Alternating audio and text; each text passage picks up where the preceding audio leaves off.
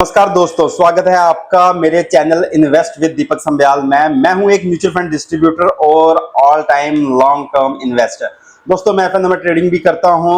मैं आपको बता दूं कि आज जिस स्टॉक के बारे में हम बात कर रहे हैं उसका नाम है एसबीआई कार्ड, जिसका थंबनेल आपने देख ही लिया होगा। तो दोस्तों, मैं क्यों ये स्टॉक आपके लिए लेके आया हूं, क्योंकि मुझे लगता है कि बहुत सारे रिटेलर्स इसको 700, 750 और 800 के प्राइस पे लेके अब सोच रहे होंगे कि ये स्टॉक महंगा हो गया है और इसको बेच दें। कोई भी स्टॉक अगर बढ़ गया है तो वो उस प्राइस पे महंगा हो गया है या अभी भी सस्ता है, क्या उसमें पोटेंशियल बाकी है? तो इस स्टॉक में को मैं एनालाइज कर रहा था, इस बात की समझ आई कि नहीं, इस स्टॉक में अभी पोटेंशियल बाकी है और ये स्टॉक अभी यहां से भी और के ऊपर के लेवल दिखा सकता है। तो दोस्तों, मैं आपको स्क्रीन में चल के बताऊंगा कि कैसे आप अभी भी इसमें बुलिश रह सकते हैं। अभी भी ये स्टॉक महंगा नहीं हुआ है और अभी भी ये स्टॉक आपको और ज्यादा रिटर्न देने की पूरी प्रोबेबिलिटी रखता है। देखिए होता क्या है, जो तो पहले से लेके हैं, जो 700, 750, 800 के स्टॉक को लिए हुए हैं, तो वो इस लेवल पे 1000 के लेवल पे या 950 के लेवल पे उसको लेके रख सकते हैं, क्योंकि उनको पता है कि वो ऑलरेडी 20-25-30% के प्रॉफिट में है। लेकिन अगर कोई इस लेवल पे स्टॉक को खरीदता है और वो स्टॉक अगर अगले 2-4-6 महीने नेगेटिव रहता है, तो उसके लिए बहुत मुश्किल हो जाती है कि वो स्टॉक में रह पाए, टिक पाए। बाय या सेल रिकमेंडेशन नहीं है किसी स्टॉक के लिए। ये एक एजुकेशनल पर्पस के लिए वीडियो है, जिससे आप ये अंदाजा लगा सकते हैं कि कोई स्टॉक अभी महंगा हुआ है या नहीं हुआ है, या अभी भी सस्ता है, इसमें आगे क्या पॉसिबिलिटी बनती है। दोस्तों, हुआ क्या है, अभी रेपो रेट कट हुए हैं, सब जानते हैं। 50 बेसिस पॉइंट के हमारे आरबीआई गवर्नर ने रेपो रेट के कट किए हैं और अगले एक साल में सीआरआर रेशियो भी 100 बेसिस पॉइंट कम करने का डिसीजन लिया गया है। तो दोस्तों, ये दोनों न्यूज एसबीआई कार्ड के लिए बहुत पॉजिटिव है। हुआ क्या था, एसबीआई कार्ड अपने 1150 के ऑल टाइम हाई से गिर के 660 650 के लेवल तक पहुंच गया था। उसके रीजन यही थे कि जितने भी एनबीएफसीज हैं जो अनसिक्योर्ड लैंडिंग में हैं, तो शक्तिकांता दास जी ने देखा था कि इनकी ग्रोथ बड़ी अनाप शनाप हो रही है, तो इसको रोकने के लिए या इसको कर्टेल करने के लिए कि एनपीएस ना बढ़े एनबीएफसीज के, तो उन्होंने सीआरआर को बढ़ाया था और बोला था कि जो भी अनसिक्योर्ड लैंडिंग कर रहे हैं वो थोड़ा कट करें, इतना ग्रो मत हो ताकि कहीं उनके एनपीएस ना बढ़ जाए। इसी तरीके से जब रेपो रेट बढ़ रहे थे तो इनके फाइनेंसिंग मार्जिन में भी इश्यू आ रहा था। तो फाइनेंसिंग मार्जिन में क्या हो रहा था, इनका काम क्या होता है एनबीएफसीज का, जैसे एसबीआई कार्ड जैसे बिजनेस का, ये बैंकों से या आरबीआई से पैसा लेती हैं और आगे कस्टमर्स को ज्यादा रेट पे पैसा देती हैं। तो बीच का जो मार्जिन होता है उसको ये कमाती हैं। पहले रेपो रेट बढ़ रहे थे, इनके फाइनेंसिंग मार्जिन कम हो रहे थे। अब जैसे कि रेपो रेट जो है वो घटने का साइकिल शुरू हो गया है, तो अभी क्या है कि इनके फाइनेंसिंग मार्जिन सुधरेंगे और जैसे ही सीआरआर जो 100 बेसिस पॉइंट का कट किया गया है, अगले एक साल में धीरे धीरे किया जाएगा, तो इससे इनकी रेवेन्यू ग्रोथ भी होगी। तो स्टॉक अभी भी अगर ये 48 के पीई मल्टीपल पे आज चल रहा है, जो लोवेस्ट 25 या 30 के पीई मल्टीपल पे आ गया था, वो अभी 48 के पीई मल्टीपल पे भी महंगा नहीं है, क्योंकि पूरी संभावना है कि अगले साल 2 साल में इनके रेवेन्यू अच्छे लेवल से ग्रो होंगे। फाइनेंसिंग मार्जिन है जो पहले इनके 19% पे थे, अभी जो 12% पे आ गए हैं, वो धीरे धीरे फिर इंप्रूव होंगे। तो स्टॉक अभी भी महंगा नहीं है। और अभी चलते हैं हम अपनी स्क्रीन पे और मैं स्क्रीन पे आपको दिखाता हूं कि कैसे इनके फाइनेंसिंग मार्जिन सुधरेंगे और रेपो रेट का और सीआरआर का क्या फर्क इन पे पड़ेगा, और स्टॉक को जिन्होंने 700 750 के लेवल पे लेके रखा हुआ है वो अभी भी इसमें वेट कर सकते हैं। देखिए दोस्तों, मैं ये समझता हूं कि किसी भी स्टॉक को अगले 1 महीने 2 महीने के लिए नहीं खरीदा जाता। अगर आप किसी स्टॉक में पोजीशन बनाते हैं तो आप उसके अगले साल 2 साल 3 साल का विजन दिमाग में रख के फिर उस स्टॉक में बाइंग करें या सेलिंग करें। दोस्तों, होता क्या है, हम शॉर्ट टर्म की जो पेन रहती है उससे घबरा के हम स्टॉक को बेच देते हैं। जहां कोई स्टॉक अगर बढ़ रहा होता है तो शॉर्ट टर्म के लिए तो हम उसको खरीद लेते हैं। तो इन कारणों से हम हमेशा दुविधा में रहते हैं कि पता नहीं स्टॉक अभी नीचे आ गया है तो बेच दें, खरीदें कि नहीं खरीदें। तो एक्चुअली ये थ्योरी काम करती ही नहीं है। ये सिर्फ ट्रेडर्स के लिए होता है जो प्रॉपर स्टॉप लॉस लगा के, प्रॉपर टारगेट लगा के काम करते हैं। अगर हमारे जैसे रिटेलर जो ये समझते हैं कि हमें 2 3 4 5 सालों में उस स्टॉक में से 15-20% 25% के रिटर्न मिले, तो आपको हमेशा अगले साल 2 साल 3 साल का नजरिया लेके ही मार्केट में आना होगा। बिल्कुल एजुकेशन पर्पस के लिए वीडियो है, कोई बाय सेल रिकमेंडेशन नहीं है।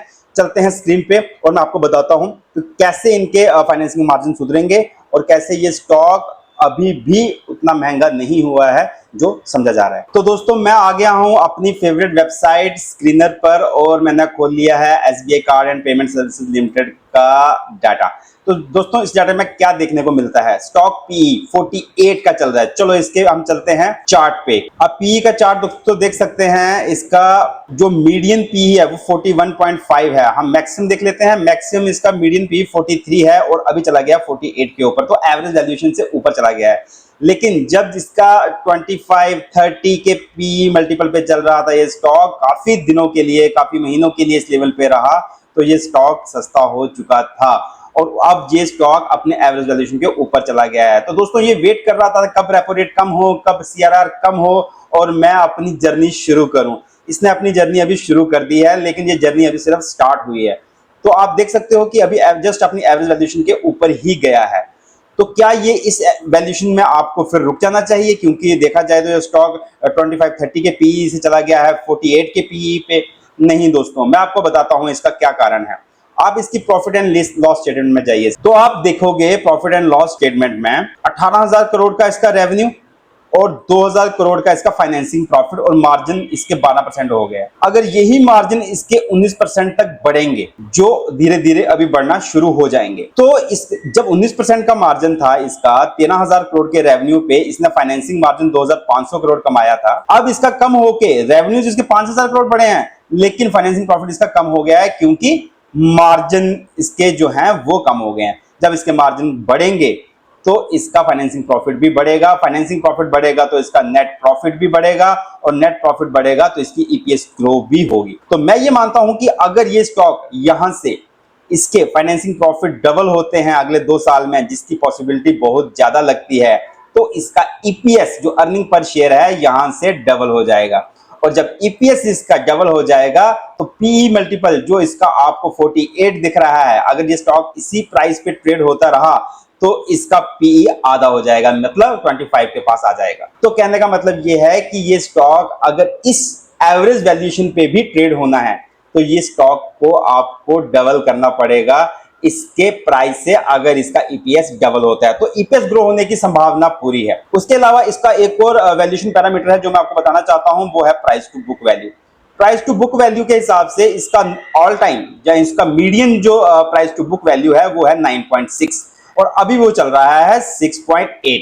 अभी ये अपने median price to book value पे भी नहीं पहुंचा है। जो इसका maximum price to book value है वो तो आप छोड़ दीजिए, वो तो वैल्यूएशन बहुत हाई थी, तब तो इससे कुछ ज्यादा ही एक्सपेक्टेशन मार्केट ने रख ली थी, लेकिन अभी ये अपनी average price to book multiple पे नहीं आया है। तो दोस्तों एक तरीका तो ये है देखने का कि कोई स्टॉक अभी महंगा हुआ है कि नहीं हुआ है और आगे वो क्या पॉसिबिलिटी रख रहा है। आप इसमें देख सकते हैं इसकी एफआईआई होल्डिंग भी बढ़ी है और डीआईआई होल्डिंग भी बढ़ी है।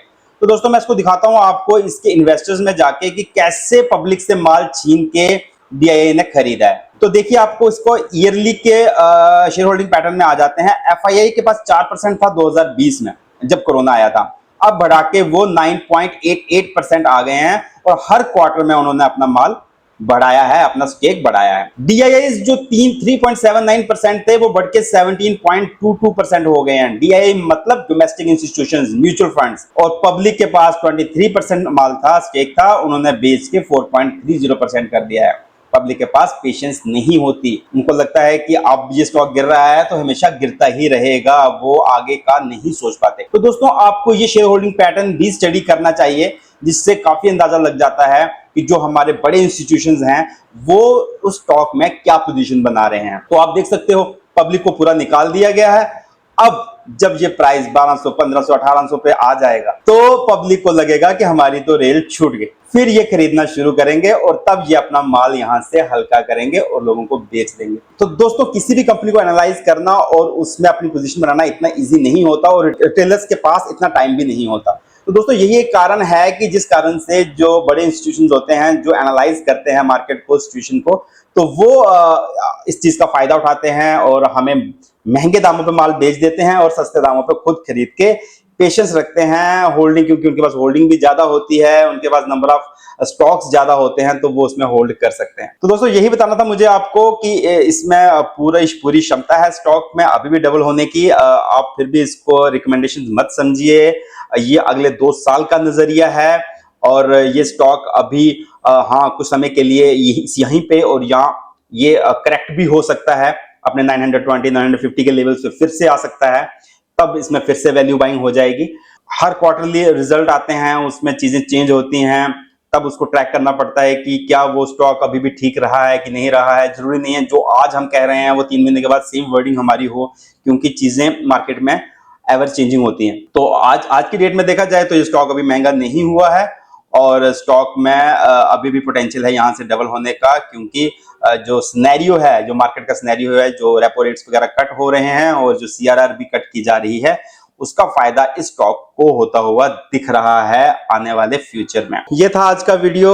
ऐसे ही जानकारी लेने के लिए आप मेरे को लाइक करें, शेयर करें, सब्सक्राइब करें, इस चैनल को ज्यादा से ज्यादा बढ़ाएं।